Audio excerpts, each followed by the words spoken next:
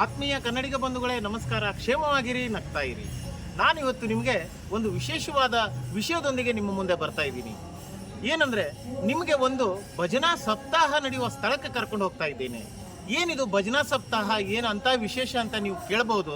ಭಜನಾ ಸಪ್ತಾಹ ಎಲ್ಲ ಕಡೆ ನಡೀತದೆ. ಈಗ ಶ್ರಾವಣ ಮಾಸ ಆಗಿರೋದ್ರಿಂದ ಭಜನಾ ಸಪ್ತಾಹ ಅನ್ನೋದು ಎಲ್ಲ ದೇವಸ್ಥಾನಗಳು ಹೆಚ್ಚಾಗಿ ನಡೀತದೆ. ಆದರೆ ನಾನು ನಿಮಗೆ ಇವತ್ತು ಕರ್ಕೊಂಡು ಹೋಗ್ತಾ ಇರೋ ಸ್ಥಳ ಯಾವುದು ಅಂದರೆ, ಅಖಂಡವಾಗಿ ಸುಮಾರು 10 ವರ್ಷ ಅಲ್ಲ, 20 ವರ್ಷ ಅಲ್ಲ, 50 ವರ್ಷ ಅಲ್ಲ, 100 ವರ್ಷ ಅಲ್ಲ, ಸತತ 134 ವರ್ಷದಿಂದ ಪ್ರತಿ ಈ ಶ್ರಾವಣ ಮಾಸದಲ್ಲಿ ಒಂದು ವಾರ ಅಖಂಡ ಭಜನೆಯನ್ನು ಮಾಡ್ತಾ ಇದ್ದಂಥ ಐತಿಹಾಸಿಕ ಸ್ಥಳಕ್ಕೆ ನಿಮಗೆ ಕರ್ಕೊಂಡು ಹೋಗ್ತಾ ಇದ್ದೇನೆ. ಬನ್ನಿ, ಆ ಭಜನಾ ಸಪ್ತಾಹದಲ್ಲಿ ನಾವು ಸಹ ಪಾಲ್ಗೊಳ್ಳೋಣ.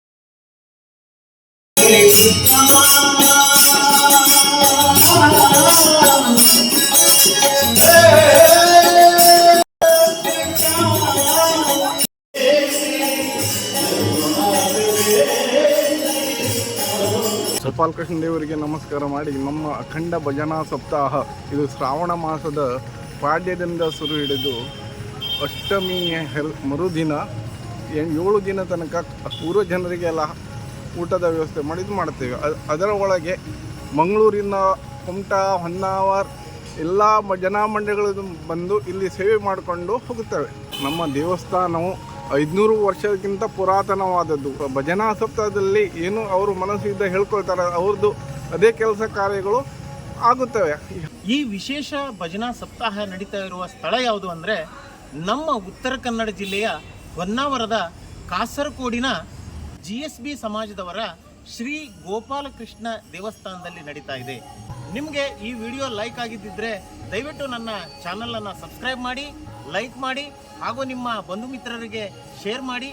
ನಿಮ್ಮ ವಿಶೇಷ ಅನಿಸಿಕೆಗಳನ್ನು ನನಗೆ ಕಮೆಂಟ್ ಮೂಲಕ ತಿಳಿಸಿ.